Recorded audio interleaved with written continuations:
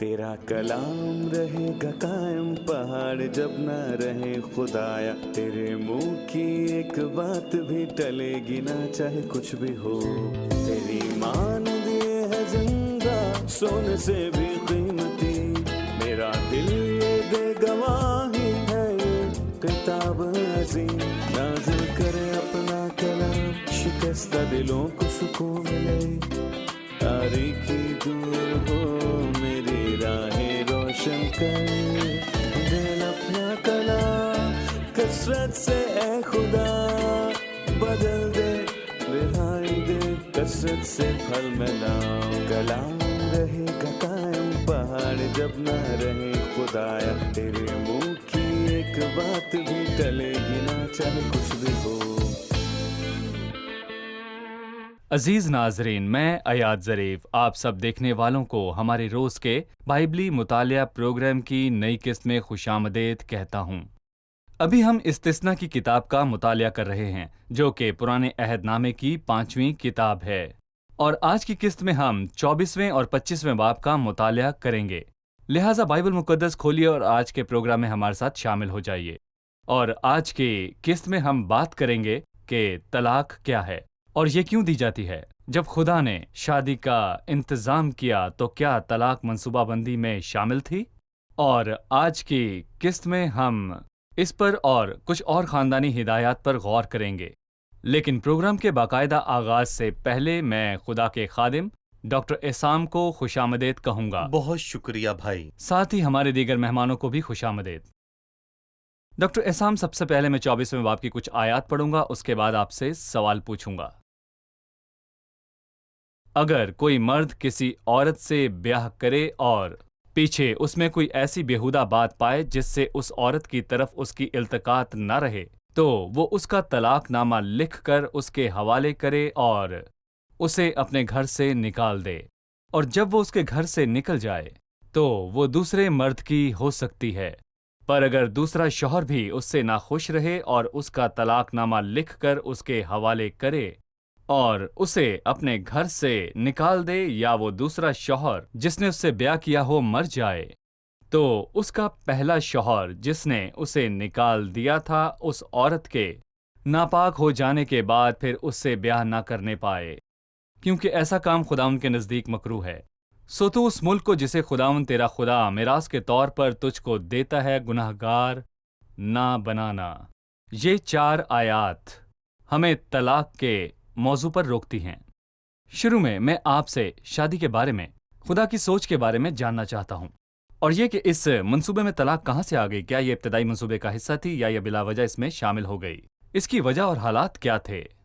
देखिए, बाइबल में ऐसा कोई हवाला नहीं मिलता जिसमें खुदा ने तलाक की इजाजत दी हो, या वो इंतजामात जो उसने किए उसमें शादी के साथ तलाक भी शामिल हो। बाइबल के तमाम हवालाजात बताते हैं कि जब खुदा ने शादी का इंतजाम किया तो ये तमाम जिंदगी के लिए था। सही। वो दोनों एक तन होंगे, वो एक वजूद हैं, वो दोनों एक दूसरे से जुड़े वो हुए जुदा हैं, नहीं होंगे। वो अलग नहीं जिनको होंगे। खुदा ने जोड़ा है उन्हें आदमी जुदा ना जिनको करे। खुदा ने जोड़ा है उनको आदमी जुदा ना करे। ये सच्चाइयां बाइबल बयान करती है। और इसके बाद गुनाह के साथ बहुत सारी चीजें दाखिल हुईं। खुदा ने ज्यादा शादियों की इजाजत नहीं दी, लेकिन पुराने अहदनामे में लोगों ने बहुत सी शादियां की। उसने तलाक की इजाजत नहीं दी, लेकिन यहां हम देखते हैं कि तलाक मुमकिन है। क्या ये हो सकती है? जी हां, हो सकती है। इन दोनों बातों में फर्क है। पहला ये कि खुदा ने कहा हो, सही, और दूसरी ये कि ये मुमकिन है। उसने कहा अगर ये हो तो ये मुमकिन है। और खुदा ने मत्ती 19 में यही कहा जब उसने तलाक के बारे में बात की। उन्होंने कहा, मूसा ने तलाक का हुक्म दिया लेकिन उसने कहा नहीं। मूसा ने इजाजत दी, इब्तिदा से उसने उन्हें एक बनाया, लेकिन तुम्हारे दिल की सख्ती के बायस उसने तुम्हें तलाक देने की इजाजत दी। तो फिर यहां इन अल्फाज का मतलब ये नहीं कि मूसा ने तुम्हें तलाक देने की मंजूरी दे दी। उसने उन्हें ये नहीं कहा कि तलाक दो, नहीं, बल्कि ये इंसान में बहुत सारे मसलों की वजह था। ये हो सकती है अगर तलाक हो तो असूलों के मुताबिक हो, ताकि जुल्म ना हो। यहां ये लफ्ज उनमें अलामती शबी के तौर पर है। एक शख्स एक औरत से शादी करे और अगर वो उसे पसंद ना आए तो वो उसे छोड़ दे। ये इजाजत सिर्फ उनके दिलों की सख्ती की वजह से थी। उन्होंने अपनी बीवियों के साथ इस हद तक बदसलूकी की कि उन्हें गुलाम बनाकर उन पर जुल्म किया और उनके लिए कोई पनाहगाह ना थी, तो वो कहाँ जा सकती हैं? उनके दिलों की सख्ती बीवी की जिंदगी के लिए खतरा थी। बिल्कुल। लिहाजा तलाक ही उस औरत के लिए पनाह थी, क्योंकि उनके दिल सख्त थे। लेकिन मौजूदा दौर में फजल है। फजल ने दिलों के साथ कैसा सलूक किया? फजल ने दिलों को तब्दील कर दिया। फजल ने कुर्बानी करना सिखाया और बेगर्ज रहने की तालीम दी। कुर्बानी और गर्ज दुनिया में पाए जाने वाले हर मसले का हल फ्राहम करते हैं। मतलब एक घर जिसमें एक कुर्बानी देने वाला हलीम शख्स है, ना कि घर को कब्जे में रखने वाला। अगर उसका खुदा के साथ ताल्लुक है तो घर में कोई मसला नहीं, इसीलिए चाहे खुदा ने दूसरी कहा पार्टी बहुत मुश्किल हो। इसीलिए खुदा ने कहा फजल के दौर में जनाकारी के सिवा किसी वजह से भी तलाक की इजाजत नहीं। बिल्कुल। ठीक है, सही। ये तलाक के असूल हैं। वो कहता है अगर मर्द अपनी बीवी को तलाक दे और वो अपने घर से निकल जाए और किसी दूसरे मर्द की बीवी बन जाए और वो तलाकनामा लिख कर उसके हवाले कर दे, या दूसरा शौहर जिसने उसे बीवी बनाया पास था मर हरगिज़ न जाए, जाए। तो वो पहले के पास हरगिज न जाए। वो जिसने तलाकनामा लिया था वापस नहीं आ सकती। सही, यही लिखा है। मैं समझना चाहता हूँ कि इस मतन के पीछे क्या है। यहाँ खुदावंद और उसके लोगों यानी यहूदियों, उनके दरमियान एक अज़दवाजी रिश्ता है। उन्होंने उसे धोखा दिया और बुतों की पूजा की। यसाया, यर्मिया और हौसे की किताबें हमें बताती हैं ये कि बहुत खुदावंद ने उस कौम जबरदस्त के है। साथ क्या दरहकीकत किया। खुदा लोगों की तरह नहीं है। हमारा खुदा लोगों की मानिंद नहीं, हमारे खुदा का मयार और है। हमारे खुदा का मयार बहुत मुख्तलिफ है, जिसे सोचकर हम दंग रह जाते हैं। सही। और क्या खुदा ने उस कौम को हमेशा के लिए रद्द कर दिया? जैसा पालूस कहता है, क्या खुदा ने अपनी उम्मत को रद्द कर दिया? हरगिज नहीं। यसाया में उसने उनसे पूछा कि तुम्हारी माँ का तलाकनामा कहाँ है, सही। और कहा कि मैंने उसे तलाकनामा लिख कर दिया था, क्या नहीं दिया? लेकिन फिर भी वो दूसरे, तीसरे और चौथे के पास वो गए। गुमराह हो गए। गुमराह। उन्होंने बुतों की पूजा की और बदउनवानी में जिंदगी गुजारी, लेकिन तलाकनामा कहाँ है? नहीं है, क्योंकि वो एक फहाशा है। और अगर वो वापस आती है तो मैं उससे कबूल कर लूंगा। बस वो कहता है अगर उसने तलाकनामा लिया था, जबकि खुदाम ने उस कौम को ऐसा कुछ ना दिया। सही। बस जब मुस्तकबिल में कौमें बहाल होंगी तो खुदावंद उसे कबूल कर लेगा। ये खुदा की बादशाहत है। इज़ार रसानी के इख्तिताम पर उनकी तौबा और उसमें से गुजरने की कहानी, और सब कुछ करने के बाद वो अब भी उसके लोग हैं, क्योंकि खुदावंद इंसान नहीं जो झूठ बोले, और ना आदमजात है जो अपना इरादा बदले कि जब कोई बुराई में गिरता है तो वो उसे रद्द करे और तलाक दे। खुदावंद ऐसा नहीं करता। लिहाजा वो उन्हें पूछता है कि तलाकनामा कहाँ है। बेशक शरीयत के मुताबिक वो औरत जो जना करे उसे तलाक देने को नहीं, बल्कि उसे कत्ल करने को कहा गया था। मर्द और जनाकार औरत को मार बिल्कुल देना सही चाहिए। कहा। लेकिन उसने कहा और पीछे उसमें कोई ऐसी बेहुदा बात पाई जिससे उस औरत की तरफ उसकी इल्तकात ना रहे, तो वो उसका तलाकनामा लिखकर उसके हवाले करे। कौम को तलाक नहीं हुई थी, खुदावन ने उसके लिए तलाकनामा नहीं लिखा था। सही। तुम्हारी माँ का तलाकनामा कहाँ है? उसने जनाकारी की और गुमराह हो गई, लेकिन खुदावन बड़ी या मुसीबत के उस बाद औरत उसे से बहाल प्यार करेगा। कर जो जनाकारी कर रही है। ये खुदा का फजल ही है। जी, हम एक छोटे से वक्फे के बाद दोबारा हाजिर होंगे।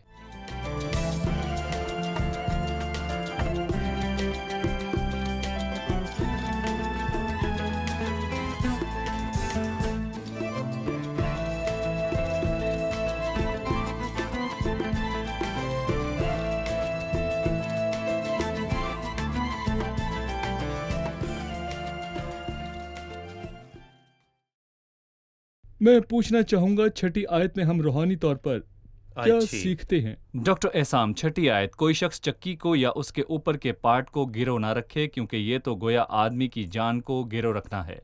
बेशक ये उस दौर के सियाको सबाक में अहम है। बिल्कुल, चक्की या उसके ऊपर का ये पार्ट सियाको सबाक और जिंदगी के लिए है। जिंदगी उस के वक्त लिए। कोई चक्की नहीं थी, सही। लिहाजा हर घर में खाना खाने के लिए खाना बनाना चाहिए था। सही। बस खाने के लिए हर घर में अनाज पिसता था। निचला उसे पार्ट पीसा नीचे जाता वाला था। पत्थर था और ऊपर वाला पार्ट ऊपर वाला दूसरा पत्थर था। पत्थर था। सही। रूहानी मानी क्या है? मेरे ख्याल से इसका इखलाकी मतलब ये है कि तुम लोगों को उनकी जिंदगी से महरूम करते हो, तुम उन्हें उनके खाने से महरूम करते हो। अगर तुम ऐसा करते हो तो वो जिंदा कैसे रहेंगे? यहाँ गिर्व का मतलब है कि अगर हम देखते हैं कि कोई शख्स अगर मुसीबत में है तो गिर्व वो चीजें हैं जो उसकी जिंदगी को तश्कील देती हैं, लिहाजा ऐसा ना करो। लोगों को मजबूर ना करो, लोगों की जिंदगियों रहम पर खाने के दबाव बारे न में डालो। बहुत सी बातें कही गई हैं, क्योंकि शरीयत का ज्यादातर हिस्सा गरीबों और जरूरतमंद लोगों पर रहम खाने के बारे में है। सही। यहाँ भी हम यही देखते हैं। सही। मैं एक रूहानी सबक सीखना चाहता हूँ। मैं अपने आप से कहता हूँ कि तुम अपना पार्ट किसी को ना लेने दो जहाँ तुम अपना अनाज पीसते हो। अनाज खुदा का कलाम है, अपना रोजमर्रा का अनाज किसी को कोई ले भी जाने ऐसा ना ना दो। करे। तुम्हारा हर रोज का खाना किसी को इजाजत ना दो कि वो तुम्हें खुदा के कलाम और रोजाना के खाने से महरूम करे। इसके बाद वो चंद नसीहतों के बारे में बात करता है। अगर कोई शख्स अपने इसराइली भाइयों में से किसी को गुलाम बनाए या बेचने की नीयत से चुराता हो पकड़ा जाए तो वो चोर मार डाला जाए। यूं तो ऐसी बुराई अपने दरमियान से दफा करना। फिर वो कहता है, तू कोढ़ की बीमारी की तरफ से होशियार रहना और लावी काहिनों की सब बातों को जो वो तुमको बताएं जां फिशानी से मानना। मैं बाकी की आयत के बारे में जानना चाहूंगा, 16वीं आयत से 17वीं आयत तक दूसरों के साथ ताल्लुक कैसे इस्तवार किया जाए। जी देखें भाई, आयत 7 से जो आपने हवाला पढ़ा वो अगवा करने के बारे में बात करता है। दरअसल इससे क्या मुराद है कि अगर कोई शख्स अपने इसराइली भाइयों में से किसी को गुलाम बनाए या बेचने की नीयत से वो उस पर कब्जा करता है। चुराता हुआ पकड़ा जाए या फिर कब्जा, दूसरे अल्फाज में नाराज होता है, कभी भी नाराज ना हो।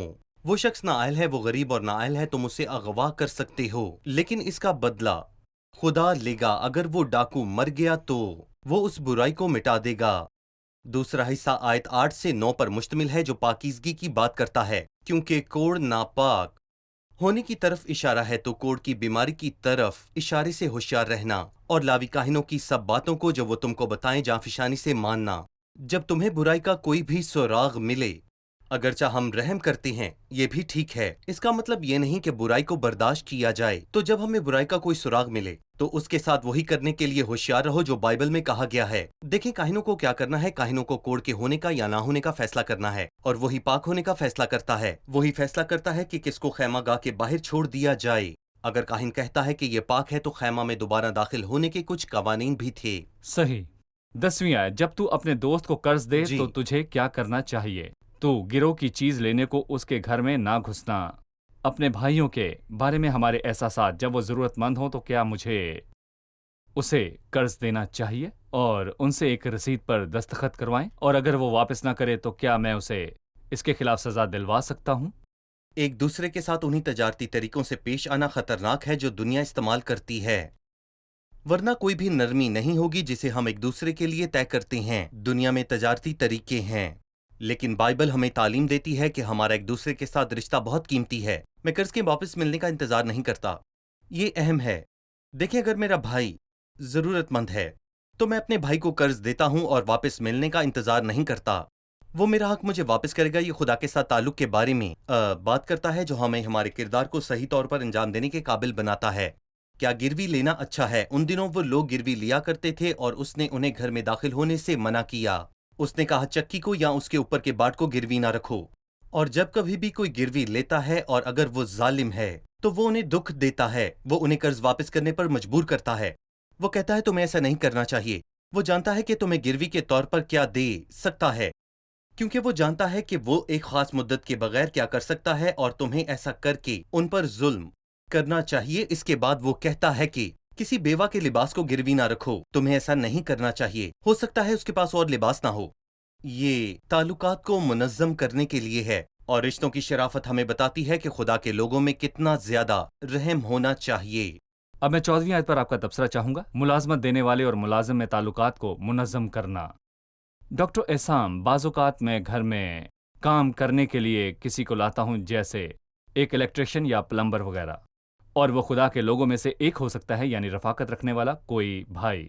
और भाई होते हुए अगर मैं उस पर जुल्म करता हूं या उसे मैं कम उजरत देता हूं और वो मुझे बदनाम नहीं करता, आमतौर पर जुल्म करने से मुराद काम करने वाले शख्स को कम उजरत देना जुल्म। है।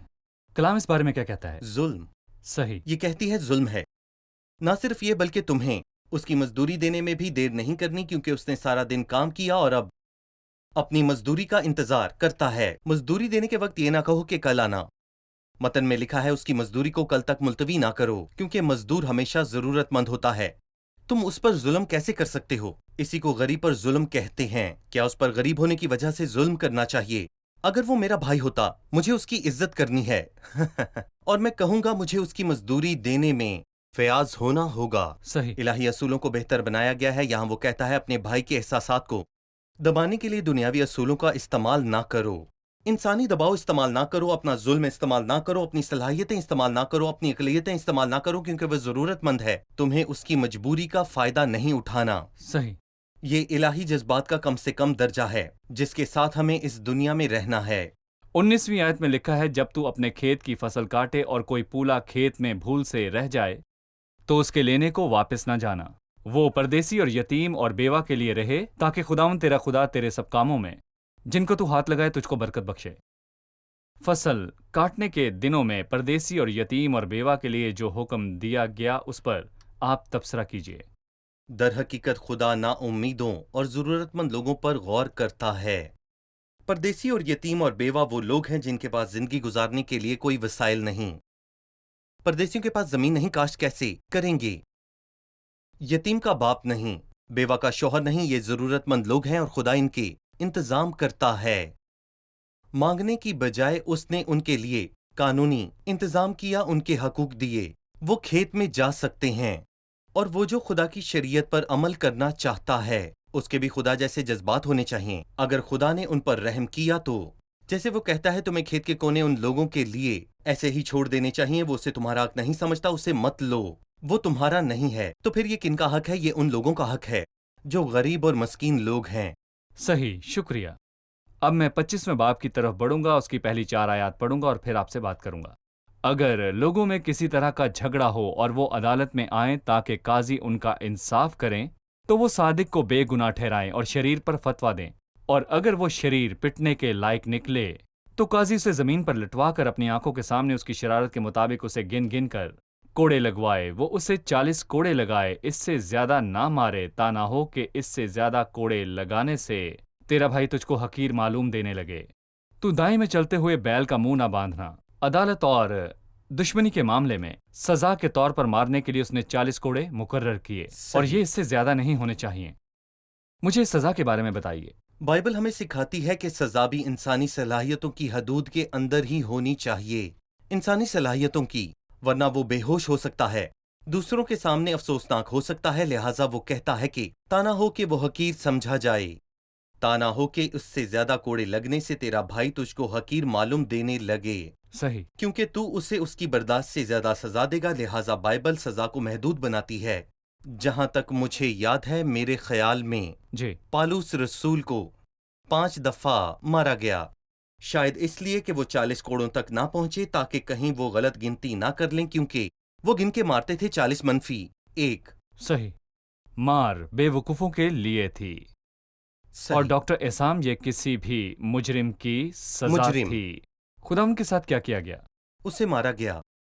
مزید بتائیے۔ اس کے بے گناہ ثابت ہونے کے بعد یہ کہنا عجیب تھا کہ میں اسے کوڑے مروا کر چھوڑ دیتا ہوں، ٹھیک ہے، لیکن اس کے بعد اسے 2 سزائیں دی گئیں۔ اسے مصلوب کیا گیا۔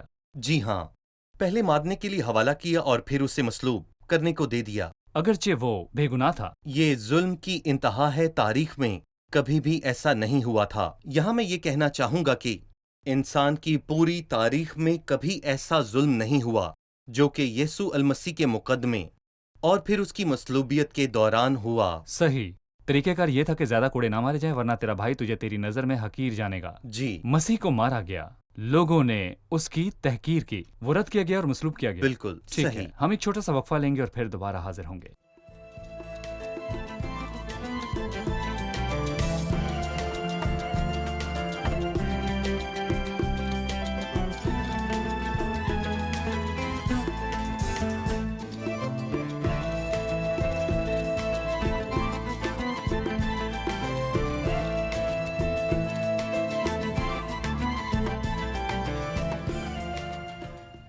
مرکز اس کے 12 باب سے ہمیں معلوم ہوتا ہے کہ صدوقیوں نے خداوند سے اس بات کے بارے میں پوچھا جس کا ذکر استثنا اس کے 25 باب میں کیا گیا تھا۔ کیا آپ اس کہانی کی وضاحت کریں گے؟ لکھا ہے جیسا ہم اس حوالے میں پڑھتے ہیں کہ کسی مرد نے عورت سے بیاہ کیا اور وہ مر گیا، اور پھر اس کے بھائی نے اس عورت سے بیاہ کیا تاکہ اپنے بھائی کی نسل کو پیدا کرے، اور صدوقی اس کہانی کا حوالہ خدا کو دینا چاہتے تھے اور وہ خدا کو یہ بتانا چاہتے تھے، لیکن دراصل انہوں نے اس دنیاوی کہانی کا حوالہ نہیں دیا، وہ اس کا نتیجہ جاننا چاہتے تھے۔ صحیح، اور انہوں نے اپنی رائے دی، لیکن انہوں نے اپنی رائے دی کہ آخر میں وہ کس کی بیوی ہوگی۔ بس وہ ساتھ اس سے بالکل بیاہ کرنے ساتھ۔ کے بعد مر گئے۔ صحیح کہا۔ یہودا کے حوالے سے ایک نے اس سے شادی کی اور پھر دوسرے نے بھی۔ ایسا نہیں تھا. دیکھیں دراصل یہ واقعہ بالکل بے وجہ ہے اور دراصل اس کا جواب بھی بالکل بے وجہ دیا گیا تھا. اور بے شک خدا نے ان کو جواب دیا اور کہا کہ جو کچھ تم نے کہا ایسا قیامت میں نہیں ہوگا. وہ مکمل طور پر روحانی دنیا ہوگی. وہ خدا کے فرشتوں کی طرح ہوں گے. وہ شادیاں نہیں کریں گے. وہاں شادی بیاہ نہیں ہوگا. در حقیقت وہ خدا کو پھنسانے کی کوشش میں تھے اور انہوں نے بہت دفعہ دوسروں سے مل کر ایسا کرنے کی کوشش کی. لیکن اس کہانی کی خوبصورت بات یہ ہے کہ یہاں روت کے لیے خدا کے لوگوں میں شامل ہونے کی دراصل اصل وجہ یہی تھی. جی جب ایک دن موابی روت مواب سے خدا کے لوگوں کے پاس آئی تو وہ علی ملک کے بیٹوں میں سے ایک کی بیوی تھی جو کہ خدا کے لوگوں میں سے تھا. پھر وہ جانتی تھی کہ علی ملک کا ایک قریبی رشتہ دار ہے. نومی نے بتایا کہ یہ بوئز کا قریبی رشتہ دار ہے. یہاں ایک قریبی رشتہ دار کہلاتا ہے. وہ بوئز سے قریبی تھا اور میراث کو واپس لینے کے لیے اس کو چھوڑنا ہوگا. اور اگر وہ نہیں کرنا چاہتا تو بوئز کرے گا. ایسا ہی ہوا اور اس شخص نے شہر کے گیٹ پر چھوڑنے سے انکار کر دیا. اور کلام پورا ہوا. یہ اس شخص کا گھر ہے جس کی جوتی اتاری گئی تھی اور کلام میں یہی لکھا ہے. صحیح. پھر بوئز نے اسے چھڑایا. روت نے اس سے بیاہ کر لیا. پھر اس قانون کا مقصد مرے ہوئے شخص کے نام کو زندہ رکھنا اور اس کی میراث کو قائم رکھنا میراث تھا، کو قائم رکھنا. جی کیونکہ وہ لڑکا جو پیدا ہوگا وہ اس مرے ہوئے شخص کے نام سے منسوب ہوگا جیسے کہ وہ ابھی بھی زندہ ہے، صحیح. تاکہ اس کا نام اور میراث قائم رہے. اس کے بعد وہ 13ویں آیت میں بیچنے، خریدنے اور پیمانوں کے بارے میں بات کرتا ہے جو بہت اہم ہے. تو اپنے تھیلے میں طرح طرح کے چھوٹے اور بڑے باٹ نہ رکھنا. تو اپنے گھر میں طرح طرح کے چھوٹے اور بڑے پیمانے بھی نہ رکھنا. تیرا باٹ پورا اور ٹھیک اور تیرا پیمانہ بھی پورا اور ٹھیک ہو، تاکہ اس ملک میں جسے خداوند تیرا خدا تجھ کو دیتا ہے تیری عمر دراز ہو. اس لیے کہ وہ سب جو ایسے ایسے فریب کے کام کرتے ہیں خداوند تیرے خدا کے نزدیک مکروہ ہیں. بیچنے، خریدنے، باٹ اور پیمانوں کے متعلق اور پاکیزگی کے تحفظ کے بارے میں وہ ہمیں کیا بتانا چاہتا ہے؟ عام طور پر یہ پیمانے میں دوہرا معیار اور تول میں دھوکہ ہے. انسان ہوشیار بننے کی کوشش کرتا ہے. اگر ہم غور کریں تو ہم یہ جان پاتے ہیں کہ انسان کی فطرت میں چالاکی اور دھوکہ دہی ہے. بائبل کہتی ہے تمہیں دوہرا پیمانہ نہیں رکھنا چاہیے، تمہارے باٹ چھوٹے بڑے نہ ہوں. لیکن میری نظر یہاں ان الفاظ پر پڑی کہ اپنے تھیلے میں، مطلب آپ کو یہ پسند ہے، یہ غلطی نہیں، لیکن یہ محض غلطی نہیں. یہ زندگی تم اس گزارنے تھیلے کا ہی کی طرح ہو. اور عام طور پر جو تھیلا جو تم اپنے ساتھ رکھتے ہو اس میں چھوٹے بڑے باٹ ہوتے ہیں. دوسری چیز اپنے گھر میں. اور اس کے بعد لکھا ہے تو اپنے تھیلے میں طرح طرح کے چھوٹے بڑے باٹ نہ رکھنا. تو اپنے گھر میں طرح طرح کے چھوٹے بڑے پیمانے نہ رکھنا. کیا آپ تصور کر سکتے ہیں؟ اور گھر میں دوہرے پیمانے سے کیا مراد ہے؟ مطلب میرے دو بیٹے ہیں اور دونوں سے میں مختلف سلوک کرتا ہوں. ربقہ اور اسحاق. مثلاً ربقہ اور اسحاق اور عیساؤ. صحیح.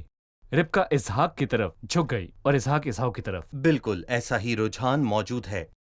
والدین ہوتے ہوئے ہمارا رجحان اس کی طرف ہوتا ہے جو بچہ زیادہ قابل ہو، اور اسے سب کچھ معاف کر دیتے ہیں. اسے سب کچھ معاف کرتے ہیں اور قبول کرتے ہیں. وہ خوبصورت اور پرکشش ہے، لہٰذا ہم اس کی حوصلہ افزائی کرتے ہیں. اور دوسرا بچہ جو شاید قابل نہیں، لیکن در حقیقت یہ اس کا قصور نہیں ہے. یہ اخلاقیات کی بات نہیں ہے. یہ سب کچھ خدا کے ہاتھ میں ہے جس نے اسے تحائف سے نہیں نوازا. پس شاید ہم اس سے ناراض ہوتے ہیں، اس پر سختی کرتے ہیں. یہ ایک خود غرضی ہے. انسان خود غرض ہے. شاید وہ اپنے گھر میں مختلف پیمانے رکھتا ہے اور یہ خود غرضی ہے جس سے مجھے کچھ اچھا حاصل ہوتا ہے. میں اس کے لیے اچھا پیمانہ رکھوں گا لیکن دوسرے کے ساتھ دھوکہ کروں گا اور اس کے لیے دوسرا پیمانہ رکھوں گا. لہٰذا افسوس کہ ہم بچوں میں تفریق کا عنصر رکھتے ہیں جس کی وجہ ہماری اپنی بدعنوانی ہے.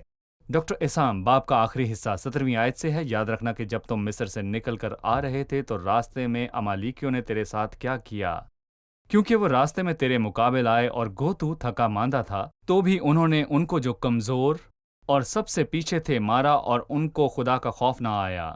اس لیے جب خداوند تیرا خدا اس ملک میں جسے خداوند تیرا خدا میراث کے طور پر تجھ کو قبضہ کرنے کو دیتا ہے تیرے سب دشمنوں سے جو آس پاس ہیں تجھ کو راحت بخشے، تو امالیکیوں کے نام و نشان کو صفائے روزگار سے اس بات کو مٹا نہ دینا. بھولنا. تو اس بات کو نہ بھولنا. میں پوچھنا چاہوں گا امالیکی کون ہے اور انہوں نے خدا کے لوگوں کے ساتھ کیا کیا؟ آپ نے کہا نہ بھولنا اور شروع میں کہا یاد رکھنا. گویا یہ بریکٹس کے اندر ہے. تھا. یاد رکھنا اور بھولنا مت کے درمیان اس حقیقت کو اپنے سامنے رکھنا. امالیک ایک تباہی ہے اور وہ تم پر راستہ میں ظاہر ہوئے. ہم خروج 17 کا واقعہ جانتے ہیں. جب امالیکیوں کے ساتھ جنگ ہوئی، ہماری طرف سے کچھ آدمی چن کر لے جا اور امالیکیوں سے لڑ. اور پھر بائبل اس جنگ کی تفصیلات کو بیان کرتی ہے. جب تو راستے میں تھکا ماندہ اور پریشان تھا تو امالیکی تجھ پر ظاہر ہوئے، لیکن وہ بہت ہوشیار تھا. وہ جانتا تھا تیری کمزوروں کو کیسے مخاطب کرنا ہے. وہ جانتا تھا اس صورتحال میں کیسے تیرے پاس آنا ہے. وہ جانتا تھا کہ جب تم تھکے ہوئے اور پریشان ہو تو تجھے کیسے پکڑنا ہے. پس جب تو تھکا ماندہ تھا تو وہ تیرے پاس آیا، اور جو کمزور اور سب سے پیچھے تھے انہیں مارا. ان چیزوں کو بالکل بھی فراموش نہیں کیا جا سکتا. انہوں نے راستے میں بہت دفعہ خدا کے لوگوں پر حملہ کیا. پھر خروج میں ہم پڑھتے ہیں کہ خداوند نے کہا، سو خداوند امالیکیوں سے نسل در نسل جنگ کرتا رہے گا. اور یہاں وہ انہیں بھولنے سے منع کرتا ہے. امالیکیوں سے اتفاق نہیں کیا جا سکتا. روحانی طور پر یہ کون ہے؟ ہمارا اپنا جسم ہے جو ہمارے اندر زوال پذیر فطرت جو سخت صورتحال میں ہمارے پاس آتی ہے. صحیح. اس سے نہ تو میل ملاپ کیا جا سکتا ہے اور نہ ہی عارضی صلح ہو سکتی ہے. روح کے وسیلے سے ہم نے جسم کے کاموں کو مار ڈالا. امالیکیوں کے نام و نشان کو صفائی روزگار سے مٹا دیا جائے گا. انہیں ختم کرنا ہوگا. مسیح کی صلیب میں تمہارے لیے اس کی مذمت کی گئی تھی اور تم اس کے ساتھ ہی مر گئے. اور میں کہوں گا کہ جسم کے کام کرنا اس کی عدالت کو لاتا ہے. شکریہ. ہم پروگرام کے اختتام پر پہنچ چکے ہیں. آئیے مہمانوں سے رائے جانتے ہیں. آج کے پروگرام سے آپ نے کیا سیکھا؟ میں نے یہ جانا کہ اگر میں اپنے بھائی کو کچھ دیتا ہوں تو اس سے واپس لینے کی امید نہ رکھوں. میں نے سیکھا کہ غریب یا کام پر لائے گئے شخص پر ظلم نہیں کرنا، بالخصوص اگر وہ میرا بھائی ہے. مجھے دیر کیے بغیر اس کی مزدوری دینی ہے، کیونکہ کسی بھی طرح کی دیر گناہ سمجھی جاتی ہے. میں نے یہ بھی جانا کہ خدا کے معیارات مختلف ہیں، کیونکہ اس نے اپنی زمینی دلہن یعنی اسرائیل کو رد نہیں کیا، بلکہ اس کے برعکس وہ مستقبل میں ان کے واپس آنے کا انتظار کرتا ہے اور پوچھتا ہے تمہاری ماں کا طلاق نامہ کہاں ہے، اگرچہ وہ اس سے دور چلے گئے. شکریہ. خدا آپ کو برکت دے. ڈاکٹر اسام، شکریہ آپ کا بھائی. بھی خدا آپ شکریہ. کو برکت دے. عزیز ناظرین، میں آپ کو استثنا کے 24 باب کی 6 آیت کے ساتھ چھوڑتا ہوں، جس میں کہا گیا کوئی شخص چکی کو یا اس کے اوپر کے پارٹ کو گرو نہ رکھے، کیونکہ یہ تو گویا آدمی کی جان کو گرو رکھنا ہے. اپنی چکی کا پتھر ترک نہ کرو جو تمہارا کھانا اور تمہاری زندگی ہے. ایسی کوئی چیز ترک نہ کرو جس کے ذریعے تم کھانا کھاتے ہو. مطلب خدا کے ساتھ رفاقت گزارنے کو ترک نہ کرو. کسی کو اپنی بائبل نہ لے جانے دے، بلکہ اسے پڑھنے کے لیے اپنا وقت نکالیں. شیطان کو اپنی بائبل مقدس یا اپنا وقت چوری کرنے نہ دیں جس میں آپ خداوند کے حضور بیٹھتے ہیں. گروہ کے طور پر اپنا وقت یا خدا کے کلام کا کوئی حصہ نہ دیں. سچائی کو مضبوطی سے تھام لو اور اسے مت جانے دیں اور اسے بیچ نہ ڈال، کیونکہ آدمی صرف روٹی ہی سے جیتا نہ رہے گا بلکہ ہر اس بات سے جو خدا کے منہ سے نکلتی ہے. اگلے پروگرام میں آپ سے پھر ملاقات ہوگی. خدا آپ سب کو برکت دے.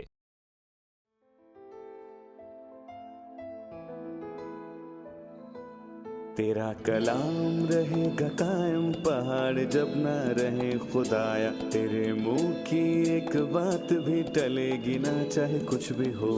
تیری مان دیے ہے زندہ، سونے سے بھی قیمتی.